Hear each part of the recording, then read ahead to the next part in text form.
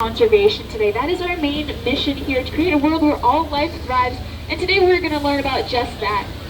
Going across Front Street here in just a moment, we will have our first example of that. On your right hand side will be the American flamingo. That is the first species that we'll see. What you will notice is that they're incredibly bright. They have such a vibrant color of feather. You may wonder, what is that feather color from? Well, they get it from their diet. They are specialized to eat things like crustaceans, including shrimp, lobster, and crab. And there's a specific protein within the muscle of this animal that gives them that bright color. Speaking about conservation, they're what's known as functionally extinct down in Florida. They can be found in other parts of their natural habitat, but down in Florida they were struggling. However, from recent efforts of conservation with organizations like the zoo, the American flamingo is now recovering this habitat down in Florida and is doing incredibly better. So we're very proud of them for that.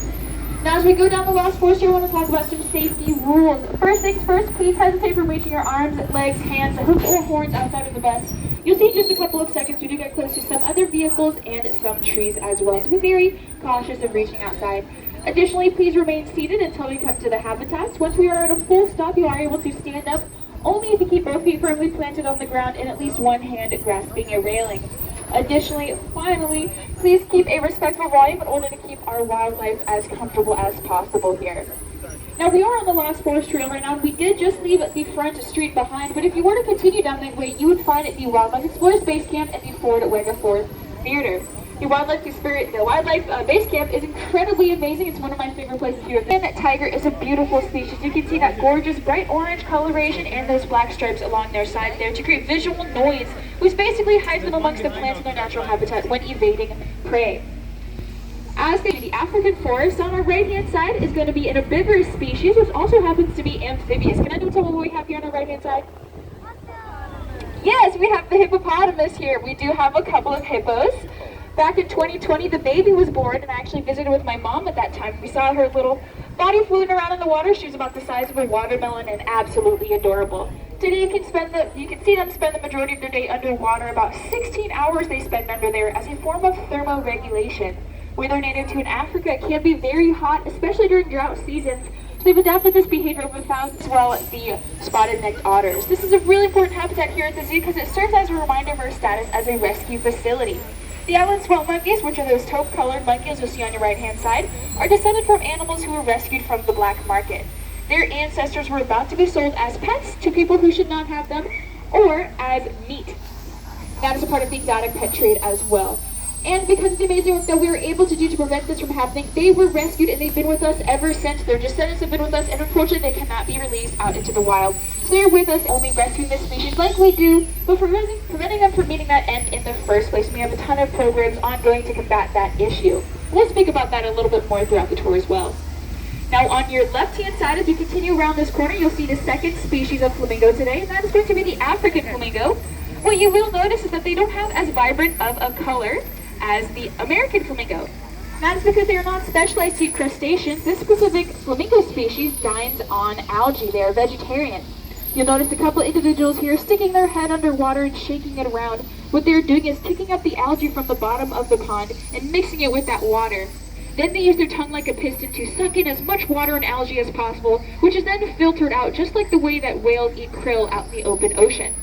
So you'll smell that algae, but you'll also smell in a mix of some herbal and floral scents there, and that's the lavender we have growing alongside the bus right now. We have a couple of varieties, including French and English lavender. And although I'm a big fan of lavender myself, it's not grown here for me. In fact, our horticulturists grow it for those cormorant birds you see in the center of that pond. African cormorant birds, along with goldfinches and starlings, are known to thoroughly enjoy the scent and the taste of lavender. They're known to keep their lavender buds around their habitats and in their nests, but also to munch. Gorgeous, but that is not why I bring it up. Concealed just behind it is our veterinary hospital, where all of our medical staff work day in and day out to provide medical care to our wildlife. And that is the 163 freeway on your left-hand side.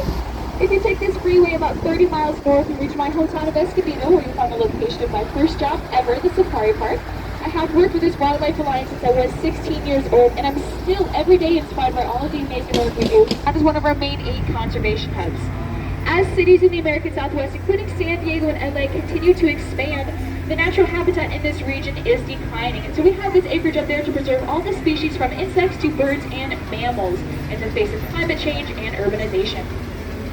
Now we are pulling here in just one moment. If you look to your left-hand side, you will find the habitat for our wonderful polar bears. This is a part of our Oceans Conservation Hub. Feel free to stand up and take a look. The polar bears are not only the face of the Oceans Conservation Hub, but they are also the face of the impact of climate change itself. And that is because the Arctic is increasing in temperature anomalies twice as fast as the rest of the planet. As temperature anomalies are recorded here in Southern California, up in the Arctic, they are twice as large. And this means it's really rapidly and hugely negatively impacting those species. Not only is it the polar bear. What's really cool about these prey species is that although they do have to coexist with predators, and those predators are very efficient, they have a couple adaptations in order to survive and make them very strong as well. And we're a chance for them to see predators. They can almost see 360 degrees around them. You can compare this to the physiology of predator species like the lion, the leopard, the cheetah, or the hyena, or even like us humans.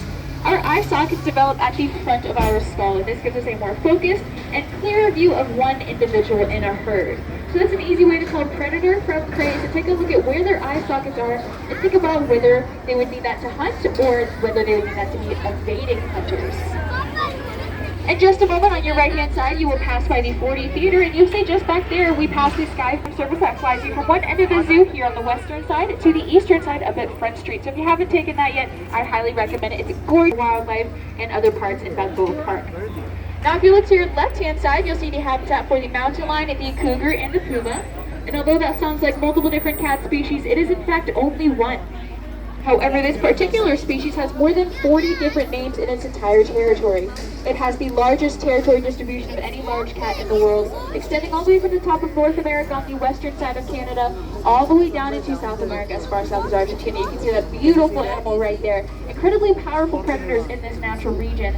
And so that entire territory provides them with multiple names. It's got thousands of different languages and cultures that have existed in that region, and that's why they have those more than 40 different names.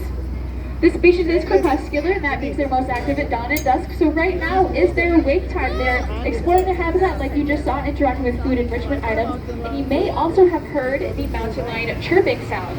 Although they have the name lion, they don't communicate with roars like a lion does. They communicate by emitting high-pitched chirping sounds that really sound like little birds. And that's how they communicate over long distances. I'm sure you can all tell already, but I'm a huge plant and animal nerd, and I'm very passionate about all our species here of wildlife, both plants and animals. And so on our left-hand side is a really great example of that. You'll see these are pollinator plants and carnivorous plants. First off, in that greenhouse, the carnivorous plants are amazing because they don't get their energy from photosynthesis and the sun. They get their habitat here. You'll see native plants to San Diego that support our native pollinators. Now on our right-hand side, you'll see our African lions. Make sure to keep a respectful one because you'll see they are sleeping, so we want to keep it that way. Lions sleep about 20 hours of the day, saving the remaining 4 hours of high-energy play and hunting behavior interspersed throughout. And they are extremely social animals as well. They rely on each other heavily for that social behavior. They use that social behavior even out in the wild to have more efficient hunting parties, protection from other lion prides, and it has been observed that the lion species helps each other in raising. Is falling out of his head. He is deep in sleep, and it happens that every time he falls asleep, his tongue seems to make its way out of its head, and it's absolutely adorable in my opinion. But what's really cool about it is that my 8-month-old lab puppy at home does the exact same thing. So every time I get a little homesick, I like to drive by Ernest here and see his little tongue fall out of his head. It's absolutely adorable. Her name is Nandiri, and she's our female jaguar. You may see her throughout her habitat here, but if not, that's all right. She's quite elusive, so she does spend the majority of her day hiding amongst these trees and plants. In the Amazon jungle, she is facing two issues today. We've already talked about it before, the Malayan tigers. That is illegal poaching of wild animals and habitat loss due to deforestation. Recently, I was in Costa Rica on a research trip, and while I was there, I studied the decline of natural forest and its replacement with agricultural land, such as unsustainable palm oil farms. That's where there's a palm tree planted every 10-15 feet or so wrapped in plastic. And that's very damaging because the natural forest cannot survive in that agricultural land, and this is impacting species just like Nandiri. She's having support our species from the Amazon jungle. Now if you look at your right-hand side, you'll see the habitat for African elephants. You'll see we have 3 males and 1 female. You can also see all of our different enrichment structures throughout the habitat, including our utility tree there that provides our elephants with the foraging behavior that they do naturally. Elephants derive the majority of their food from trees and grasses, and they pull that off with their trunk along the tops of trees or the bottom. all of these different compartments here have different functions, such as a large weigh scale in the center where we get daily weights for our elephants to ensure that they're at a healthy weight and everything is going okay. They also have different openings where the elephant can present a paw or a trunk or any such thing to be examined by our veterinarian. And we're only able to do that through positive reinforcement training. For the entire time we've had these elephants, our care specialists have worked with them to create deep bonds of trust, and that is where they present an item in order to be examined to ensure that they are healthy. And by far, the African elephant is my favorite animal in the entire world, so we're going to stop here for a moment and just look at this beautiful animal on our right-hand side. And I'll tell you a little bit of a story. Back in 2019, the San Diego Zoo was airing a docu-series about all of the work that goes into the wildlife here. And it was the work of the veterinarians, the care specialists, the curators, conservationists, a bunch of amazing dedicated folks. And I'm sure you all watched that as well, but one episode aired an ultrasound of a female elephant, and I watched that procedure happen, and I saw all of the care our people had for her and all of the work they were doing. And I knew that is exactly what I wanted to do with my life. So I dedicated myself to animal conservation. I got my degree for that reason. I worked in the veterinary field for that reason. And I'm still working here for that reason. About a month ago, I returned back from South Africa. And it really just reminded me about how important the work is that we do, not only preserving species here at the zoo, but having collaborative organizations that we work with, like the Teddy Elephant Sanctuary, where we have provided them with key research information to reintroduce species out onto the savannah as well. And the Teddy Elephant Sanctuary rehabilitates orphaned elephants whose parents were killed from habitat loss or to deforestation. Those two things also impact the elephant. And in fact, the savanna elephant is endangered. The forest elephant is critically endangered. So there's a big need, and I cannot wait to dedicate myself and my entire life to these wonderful animals. Now on the right-hand side, we're passing by the Middle East. If you look in there, you'll see the dromedary camel. That is a single-humped camel species. What you will notice that hump is quite jiggly. If you come back later, you can also see that as well. It's a very large fat deposit, so that during times of low food availability, when there's not a lot of plants growing for the camel to eat, they're able to slowly deplete that fat. Their kidneys are able to control how much water is excreted in their urine and how much is maintained in their body. And this allows them to be hydrated for longer periods of time.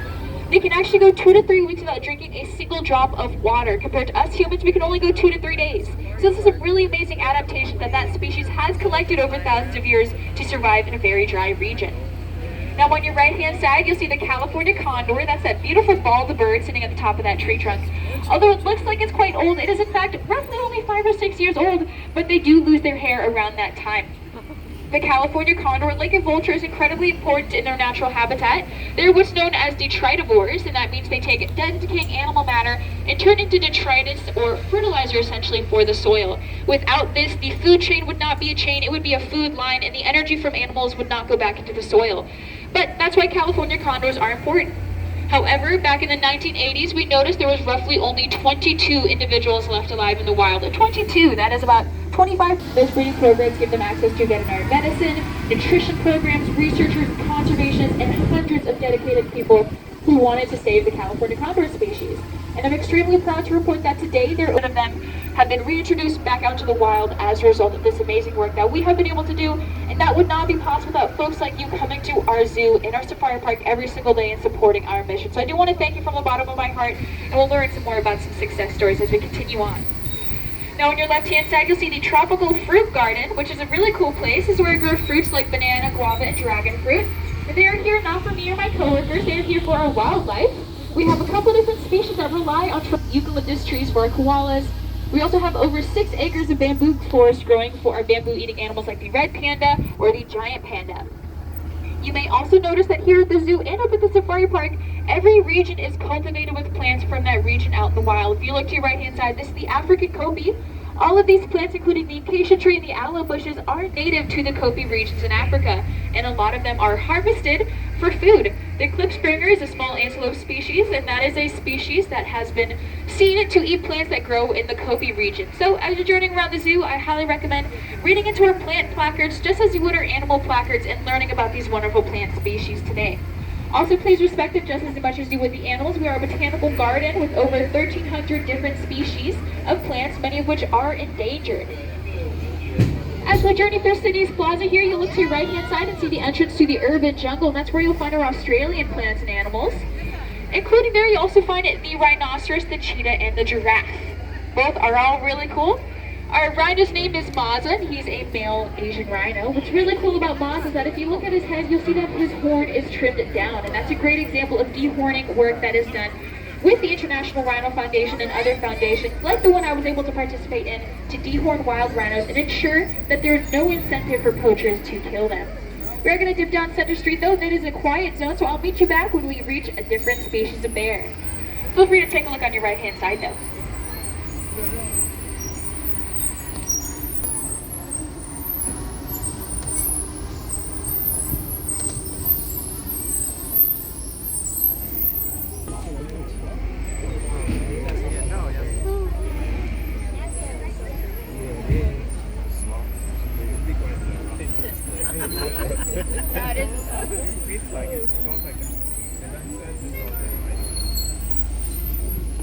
That you saw back there. His name is Francisco and he's an Andean bear. Andean bears are found in South America. There is another bear species found in the Americas, and that's what we have here on our right hand side. This is the habitat for the North American grizzly bear. It looks like I didn't see either Scout or Montana, but I'll tell you a little bit of a story about them if you all want to hear it. Scout and Montana are also rescues. They were both rescued from the Yellowstone National Park area as cubs, because when they were little, their mother was frequenting human communities, so she was going into campsites, digging through dumpsters, and even into neighborhoods looking for food from trash cans. And that's very damaging because likely Scout Montana would not the Himalayas. They are a species that is omnivorous, so they eat both plants and animals in their diet, specifically insects in their diet.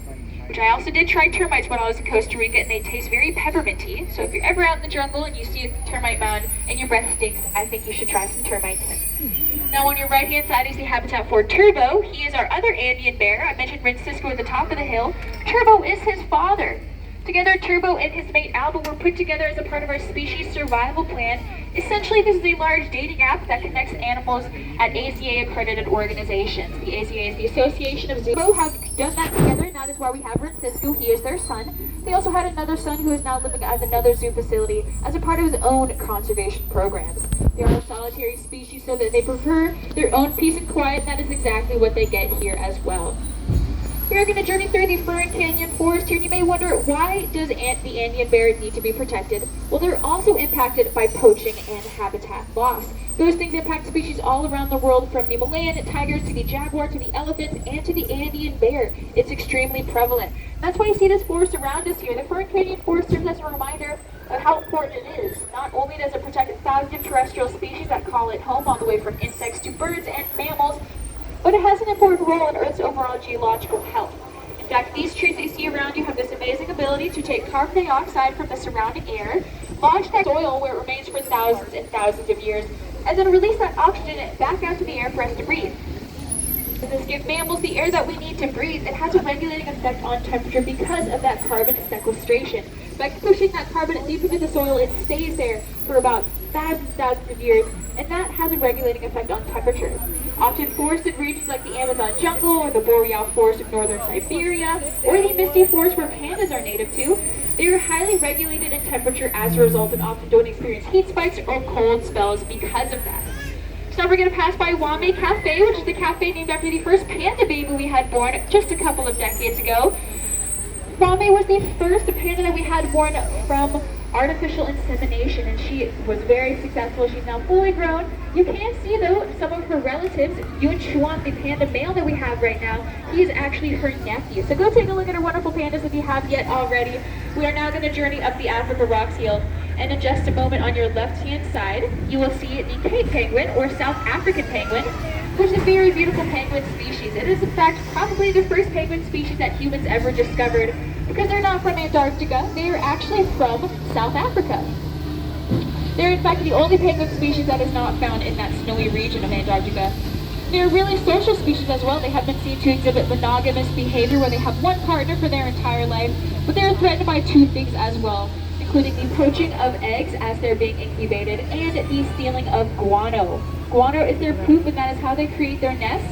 But guano is often harvested by people in this region to use for certain medicinal things, and that is impacting their species. So we have a couple projects ongoing in South Africa to preserve them, and I was actually able to research and observe some of these projects ongoing when I was visiting there. We're going to pass by Madagascar in just a moment, and if you've ever seen the movie Madagascar, you know how funky these lemurs are. Lemurs are unlike any other animal around the planet, and that is because of their unique location and history. Madagascar split off from the rest of Africa about 200 million years ago, And in doing so, it drifted miles and miles offshore. Now it is completely isolated. And about 65 million years ago, the lemurs floated over on some pieces of tree and other items to that island. And at that point, they became completely different than from what they used to be. Over time, they started being more and more different from their previous relatives until they are what we see today, the lemurs. That's why you really can't see them anywhere else. This is called island evolution. Because of that isolation, animals get more and more weird over time. You can also see this with an entire continent. Australia is an island, a very large one at that, and it is isolated by miles and miles of ocean. That's why we have really beautiful species like the koala and the kangaroo, is because of that isolation. So you'll see that on your right-hand side, this is the habitat for the male koalas, each with their own trees. In between them, you'll see our eucalyptus harvest. That is taken from our sustainable eucalyptus farm, where once trees are taken down, they are planted with younger saplings in their stead to ensure that the forest is sustainable and continues to grow to support our koalas. Koalas are marsupials, and that means they have a really interesting gestation. Babies are born prematurely, emerging from the womb about the size of a jelly bean, completely slimy and hairless, after which point they move to the pouch where they continue their gestation. Once in the pouch, they do drink their mother's mammary gland. That's where they'll find their milk. But they have to eat something else as well. Koalas eat eucalyptus, and you can see some trees on our right-hand side. But eucalyptus is toxic, so they have to have a specific bacteria in their gut in order to digest it. And they actually get that from eating their mom's poop before they're able to start eating eucalyptus and survive on their own. And that's a little bit of a gross story for us humans. I could not think eating my mom's poop at all would be yummy. But to the koalas, they do think that. Now we are going to pass by Sydney's Plaza one more time, and on your right-hand side is Sydney's Grill. It's one of our main food eatery places, and if you ever want to find other options, you can download our free app and see other places that serve food and how best to get there via our online map. We are now going to enter back through the Bus Depot Road, and our tour is about to come to an end, but I have one more fun story for you before I begin to thank you all for joining me. If you look straight ahead through the front bus window, you will see an interesting plant, and it is what's known as a cycad. It's not a grass, it's not a palm, or it's not a fern, it's not even a tree because it predates trees. It is incredibly old. You'll see it on your right-hand side and straight through the bus window. Cycad trees have been around on this planet for about 300 million years, and they were around since the time of the dinosaurs. What's also really cool is that they haven't really changed much in that time. And right now, in just a couple of seconds, our bus is going to brush up against two of its branches. And the reason that is awesome, about 200 million years ago, during the Cretaceous period, I'm willing to bet that a T-Rex did this exact same thing with this exact same plant exactly where we are today. By understanding our history through taking a look at dinosaurs and other fossils and other rock formations, we're able to better understand how our planet works today. That helps us preserve our wonderful species that you see around us. So dinosaurs are really cool for that fact. Now as we're about to pull into the unloading dock, I want to thank you all for joining me. I had a great time sharing my fun stories with you. But I also want to thank you because we are a non-profit organization, so all proceeds go directly back to our animals here. And it is for their care here at the zoo. It helps us take care of our species here, but it's also for the funding of the projects that I talked to you about.